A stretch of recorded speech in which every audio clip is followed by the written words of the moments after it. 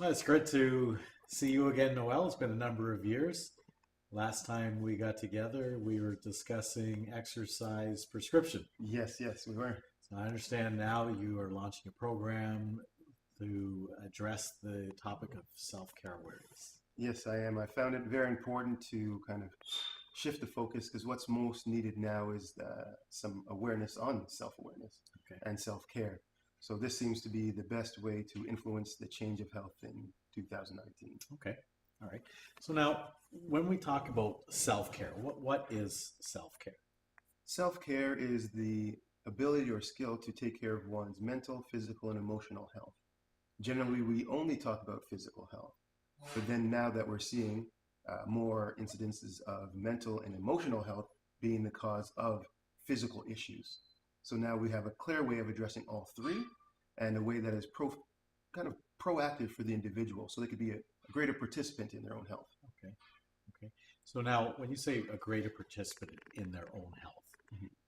is self-care something that's deliberate? What does that mean? What does that look like?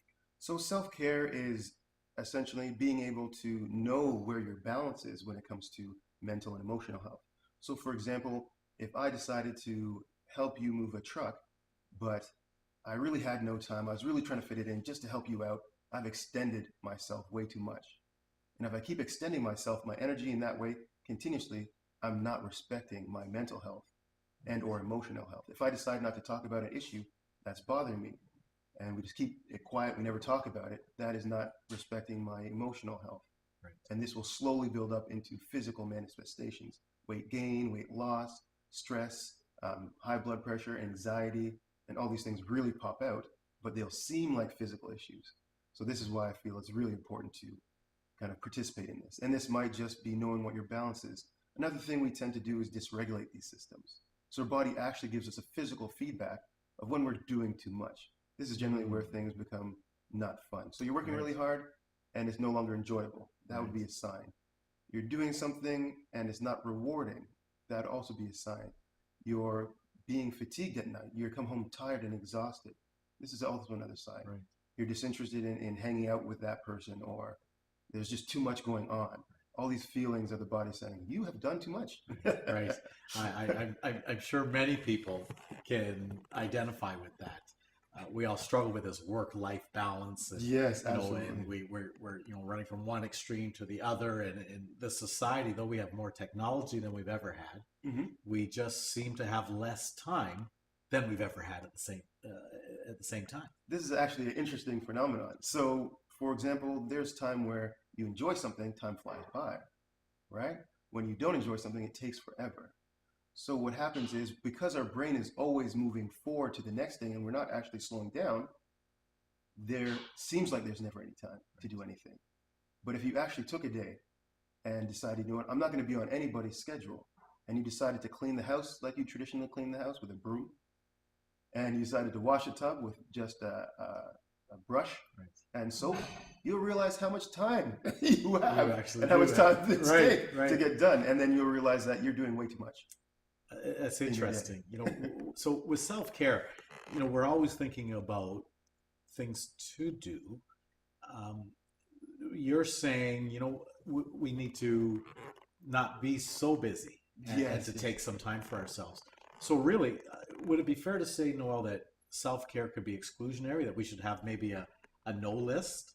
There might be. What do you actually get done in a day? So to make this more realistic, because the big stressor happens, I'll explain it like this. Let's say you're leaving to go to work, right? And you normally get there in a half an hour. So you hop on the highway and you hit traffic. You are stressed out because you need to get there, you're late already, you should have left earlier, and you're building up this stress. However, there's no way you could get there any earlier than you could get there. But it's the fact that you thought you could get there at a certain time that's causing the stress. Right. If you decided to relax and say, well, I'm going to get there when I get there, there would be no stress. Right. So this is the same mechanism.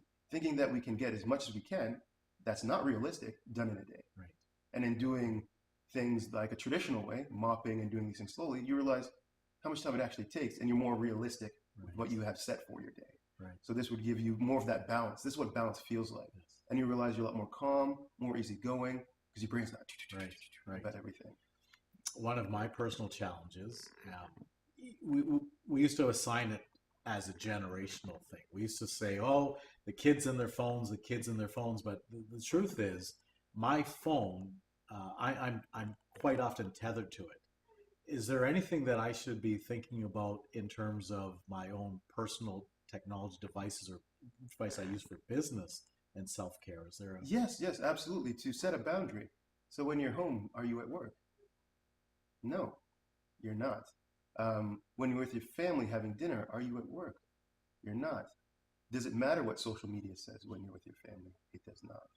When you're in your car, is it important to use social media? No, it is not. This creates the brain revving up and speeding up right? and not actually taking the time to enjoy life. Right. You're just going task to task.